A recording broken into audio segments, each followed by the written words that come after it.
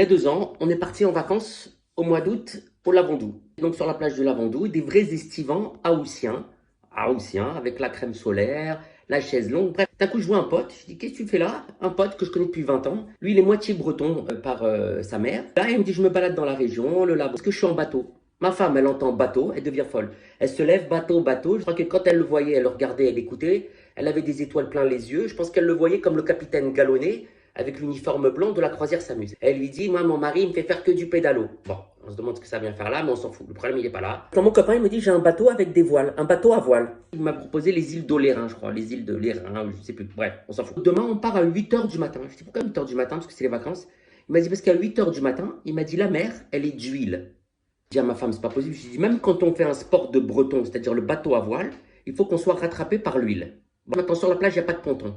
Et mon pote, quand il arrive avec son bateau, le problème, c'est qu'il faut rejoindre le bateau parce que lui, il ne peut pas accoster sur le sable. Alors ma femme a dit, comment elle fait Maria Carré quand elle rejoint le bateau? Je dis, bon, maintenant, tu t'es prise pour Maria Carré? Bon, je dis à mon pote, tu peux pas avancer. Il me dit, non, non, il peut pas, sinon il va accrocher le sable. Et nous, le problème, c'est qu'on avait mis, on avait mis les tenues la tenue du bateau. Ma femme, elle avait mis les sarouels, les sandales, le chapeau. Moi, j'avais mis la petite tenue, le petit short et tout. Il fallait rejoindre le bateau par la mer. On a tout enlevé, on a mis dans le sac en osier. Le sac en osier, je l'ai porté sur la tête. On a traversé, on aurait dit la traversée de la mer Rouge. Sauf que cette fois-ci, la mer, elle ne s'est pas ouverte. À peine on avait fait 3 mètres, on avait l'eau qui nous montait jusqu'au nombril. Le petit, on avait peur qu'il se noie. Ça veut dire on n'avait pas commencé la croisière. Déjà, on était en galère. On monte sur le bateau. Choc thermique. On était à moins 15 en bas, plus 25 en haut. Bref, on avait mal au crâne. On n'était pas parti. On était déjà au premier Doliprane. Bref, le problème, il n'est pas là, on s'en fout. Et après, on démarre. Il faut savoir que chaque année, ma femme, au marché du Lavandou, ça fait 25 ans, elle achète le chapeau de paille, le chapeau provençal, le chapeau. Et chaque fois, chaque année depuis 25 ans, le lendemain de son achat, elle se rend compte qu'elle n'a pas une tête à chapeau. Elle l'oublie, elle l'écrase avec son derrière au restaurant. Et bon, chaque année, ça fait le chapeau, il ne rentre pas à Paris. Comme on lui avait dit, attention, l'insolation sur le bateau, elle met le chapeau et tout sur le bateau. Le bateau, il démarre. Qu'est-ce qu'il fait le chapeau?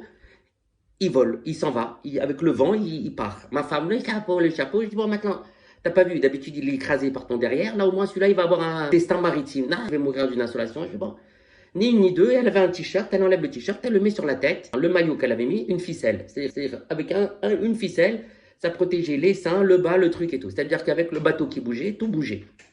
Alors que la femme de mon copain, elle avait un maillot, tu bénis, on aurait dit une burqa, elle avait tout qui était bien soutenu, on voyait rien.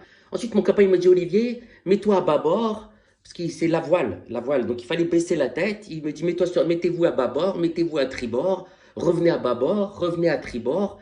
J'ai dit, moi, mon frère, je lui dis, dis-moi, je lui dis, on est venu pour faire une détente sur ce bateau, ou une régate. Dis-moi, tu m'as pris pour le tabarly des mers ou quoi? On peut pas se détendre. Il m'a dit, bon, d'accord. Il m'a dit, je vais mettre le moteur. Je dis, mets le moteur. Maintenant, il a mis le moteur. Une odeur de gasoil, là, sur le bateau. À mon avis, on a dû tuer 4 ours polaires dans l'Antarctique. Femme et moi, envie de vomir.